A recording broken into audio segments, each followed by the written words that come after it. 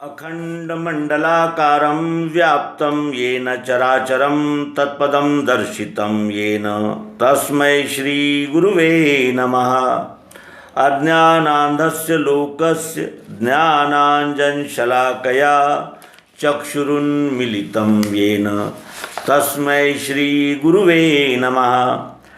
ॐ पार्थाय प्रतिबोधिता भगवता नारायणेन स्वयं व्यासेन ग्रथितां पुराणमुनिना महाभारतम् अद्वैतामृतवर्षिणी भगवती अष्टादशाध्यायिनीम् अम्ब त्वामनुसन्दधामि भगवद्गीते भवद्वेषिणीम् भगवद्गीते भवद्वेषिणीम्। नारायण भगवान ने स्वमुख से जो पार्थ से है कही, जिसको भारत में सुछंद रच के श्री व्यास जी ने गही। सद्बोधामृत वर्षिणी भगवती अष्टादशाध्यायिनी, हो मेरा निज इष्ट मातु भगवद्गीते भवद्वेषिणी भगवद्गीते भवद्वेषिणी। अध्यात्म विश्व विज्ञान यूट्यूब चैनल पर उपस्थित सभी प्रेमी आचार्य गुरुजन मार्गदर्शक हमारे टीम के सदस्य और व्यूअर्स शेयरकर्ता और सब्सक्राइबर्स आदि सभी मित्रों का हार्दिक स्वागत करते हैं। हम श्रीमद् भगवद गीता के संक्षिप्त स्वरूप गीता अमृत सार का निरूपण कर रहे हैं और ये निरूपण हमें चिंतन मनन के लिए प्रेरित करता है और चिंतन मनन होने से ही चित्त में उसके चित्र बनते हैं और जैसे चित्र बनते हैं वैसी दिशा मिलती है, जैसे दिशा मिलती है वैसे कर्म होते हैं, जैसे कर्म वैसे कर्मफल, जैसे कर्मफल वैसे प्रारब्ध, जैसे प्रारब्ध वैसे भोग और जैसे भोग वैसा जन्म। ये प्राकृतिक चक्र है और इस चक्र को समझाने के लिए भगवान श्री कृष्ण जी चौथे अध्याय कर्म संन्यास योग में कहते हैं, योग यह मैंने सूरज को, ये योग मैंने सूरज को दिया था। योग यह मैंने सूरज को कहा, आदि में वही जगत हित कहता हूँ तुझको। भाव से जिस जो जन मुझको भजते हैं मैं देता हूँ फल वैसा ही उनको। कर्म क्या अकर्म क्या इसको, बड़े बड़े नहीं जान सके तू समझ आज उसको। कर्म में अकर्म आत्मा को देखे जो सब कर्म उसी में मैं मानूं तिसको।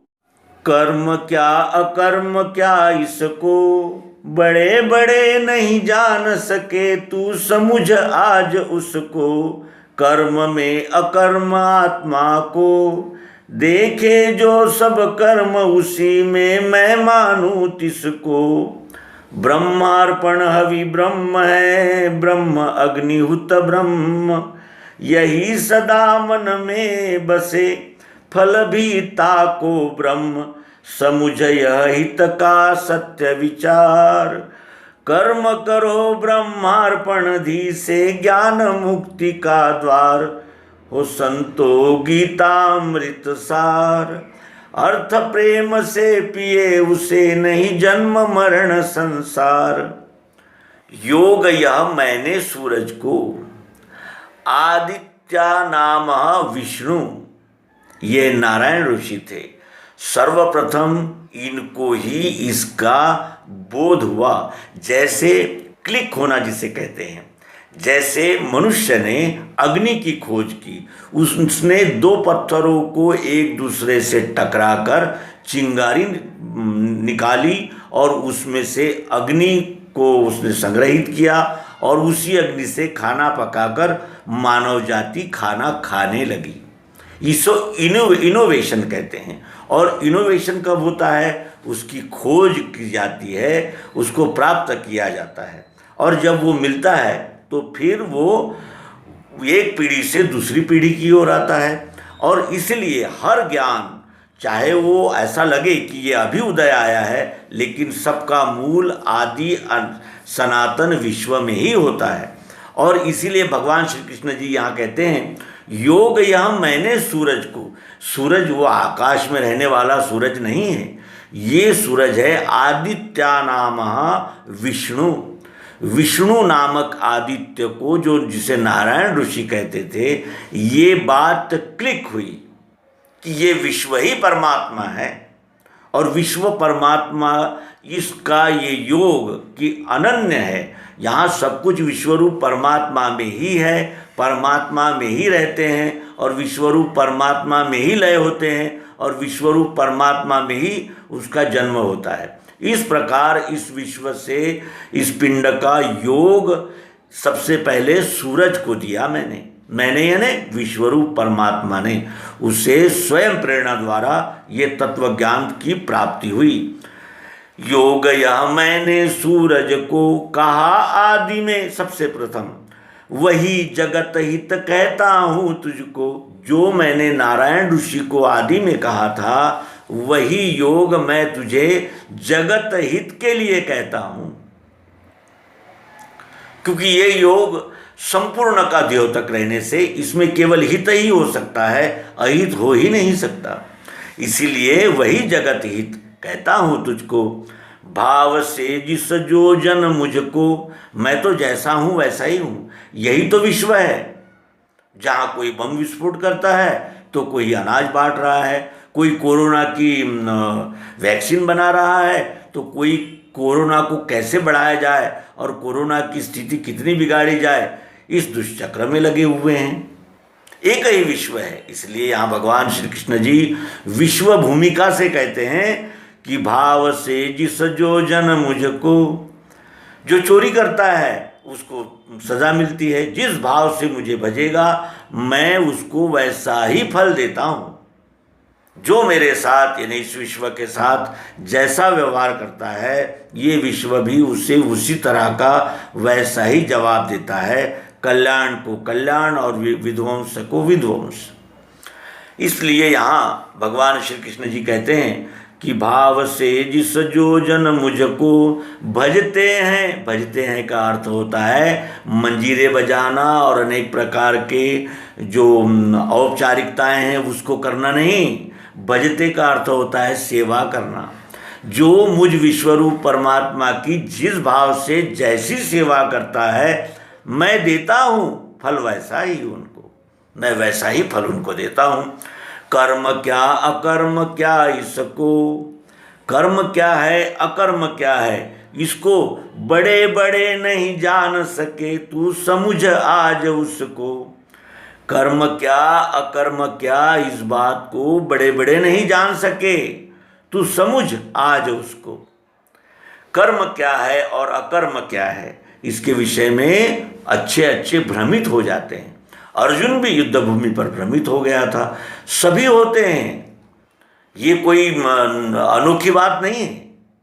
क्योंकि कर्म के लिए जब सद्गुरु ज्ञान का प्रकाश जब तक नहीं मिलता, तब तक ये कर्म बंधन कारक ही होते हैं। कर्म वही होते हैं, केवल उसका उद्देश्य बदल जाता है। और ये किमया ही सद्गुरु योग युक्ति की है। तो कर्म में अकर्म आत्मा को कर्म रूप क्षर गति है। ये गत अध्याय में स्वकर्म योग में भगवान श्री कृष्ण जी कह चुके थे कि कर्म में अकर्म आत्मा को, कर्म रूप क्षर है और अकर्म रूप आत्मा है। चाह जरूरत प्रियत्व यह कर्म है। और कर्म रूप क्या है? प्रकृति है, अष्टधा माया, जिसे अनेक नाम है। कर्म में अकर्म आत्मा को यानी कर्म और अकर्म के संयुक्त स्वरूप को देखे जो सब कर्म उसी में मैं मानूं तिसको। इस तरह जो कर्म में अकर्म देखता है और अकर्म में कर्म देखता है, क्योंकि ये संपूर्ण को जानने के दो विभाग है, क्षर अक्षर, इसलिए कहते हैं कि कर्म में अकर्म आत्मा को, कर्म कौन कर रहा है? इंद्रियां, मन, बुद्धि, चित्त, अहंकार, ये कर्म कर रहे हैं। और कर्म के लिए प्रेरणा कौन दे रहा है? वो अकर्म रूप आत्मा, जो केवल चाह, जरूरत, प्रियत्व रूप प्रेरणा है, और उसी प्रेरणा ने तो शरीर धारण किया है। इस प्रकार ये अन्योन्य है। देखे जो सब कर्म उसी में, मैं मानूं तिसको, ऐसा मानने वाले को ही मैं सम्मान देता हूँ और योग्य ठहराता हूँ। अर्जुन, ब्रह्मार्पण हवि ब्रह्म है। ब्रह्मार्पण, ये सब ब्रह्म को ही अर्पण हो रहा है। ध्यान से देखें, हो रहा है ना, कुछ ब्रह्म से बाहर जा ही नहीं रहा है। जो भी ब्रह्म से आया है वो ब्रह्म में ही समर्पण हो रहा है। यम दरवाजे पे जाएगा पकड़ा, ऐसा जो संत कहते हैं ना, उसका यही कारण है। ब्रह्मार्पण, चाहे कोई कितनी ही संपत्ति इकट्ठा कर ले और कितना ही ऐश्वर्य को जमा करे, कितना ही परिवार बढ़ाए, चाहे जो करे,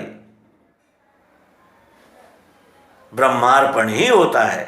ब्रह्मार्पण हवि ब्रह्म है, और जिसमें अर्पण हो रहा है वो भी क्या है? वो भी तो ब्रह्म ही है। पृथ्वी, जल, अग्नि, वायु, आकाश, सतोगुण, रजोगुण, तमोगुण, इसे महत ब्रह्म कहते हैं। और उसकी प्रेरणा जो ब्रह्म है वो अक्षर आत्मा है। ब्रह्मार्पण हवि, हवि का अर्थ होता है जो अग्नि में समर्पित किया जाता है, समीधा जिसे कहते हैं, यानी वो साहित्य। और ब्रह्म अग्निहुत ब्रह्म, और ब्रह्म क्या है? अग्नि ही है जो स्वाहा कर रही है।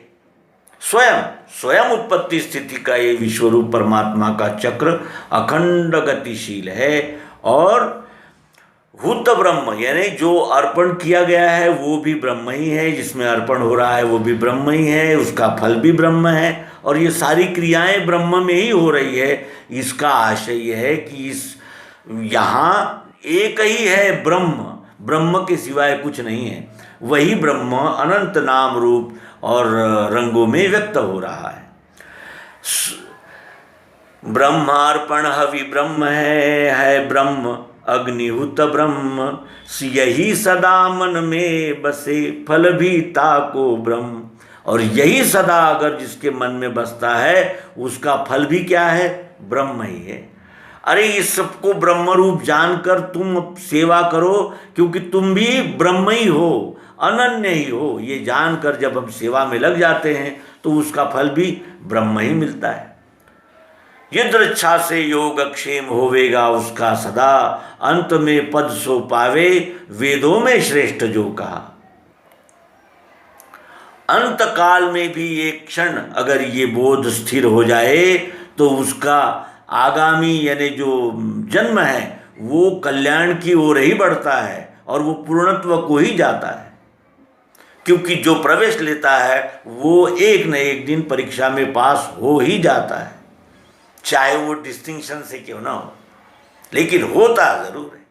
क्योंकि पाठशाला में नियमित रूप से जा रहा है, उसकी बुद्धि, उसका बौद्धिक स्तर कम है, उसका आचरण का स्तर कम है, उसके पास संस्कार भी नहीं है, पूर्व जन्म के पूर्वदैहिक नहीं है संस्कार, इस जन्म में संस्कार नहीं है, वैसी संगति नहीं है, वैसी योग्य परिस्थिति भी नहीं है, फिर भी वो साधना में, अभ्यास में, वैराग्य के सहारे लगा हुआ है। आज नहीं कल सफलता मिलेगी। तो समुझ यह हित का सत्य विचार, ये सत्य का हित, सत्य और हित का विचार है। हित सत्य ही कर सकता है और सत्य ही हित हो, सत्य से ही हित होता है। इस प्रकार हित और सत्य का अन्योन्य संबंध है। समुझ यह हित का सत्य विचार, कर्म करो ब्रह्मार्पण धी से, ज्ञान मुक्ति का द्वार। ये समझकर हित का सत्य विचार करो और कर्म करो ब्रह्मार्पण धी से, ब्रह्मार्पण बुद्धि से कर्म करो। तो ब्रह्मार्पण बुद्धि किसे कहते हैं? कर्म की यानी फलेच्छा को त्यागना और कर्तृत्व का अभिमान त्यागने को ही ब्रह्मार्पण धी कहते हैं, जिसे कुछ लोग प्रज्ञा कहते हैं, कुछ लोग ऋतंबरा बुद्धि कहते हैं, कुछ लोग उसे अनेक नामों से पुकारा जाता है। वो बुद्धि है ये। कर्म करो ब्रह्मार्पण धी से, ब्रह्मार्पण बुद्धि के साथ कर्म करो, ज्ञान मुक्ति का द्वार। और ये ज्ञान मुक्ति का द्वार है। ऐसा भगवान श्री मायानंद जी चैतन्य इस गीतामृत सार में हमें अमृत दे रहे हैं, जिसका हम प्राशन कर रहे हैं। और साथ ही बार बार वो निर्देश करते हैं, सुनहु संतो गीतामृत सार, हो संतो गीतामृत सार, अर्थ प्रेम से पिए उसे नहीं जन्म मरण संसार। इसके अर्थ का प्रियत्व जानकर बोध के साथ जो प्राशन करता है, उसे जन्म मरण संसार की और इस चक्र की, दुख की बाधा नहीं होती है, क्योंकि वो जानता है मैं सच्चिदानंद स्वरूप आत्मा हूँ, परमात्मा ही हूँ, मैं ही संपूर्ण विश्व हूँ। इस बोध तक जाना है। सभी हम मुसाफिर है, राही है, सबकी मंजिल एक है, इसीलिए सबको सहयोग करते हुए हमें चलना होगा। इसी आशा, प्रेम, विश्वास और प्रार्थना के साथ नर्मदे।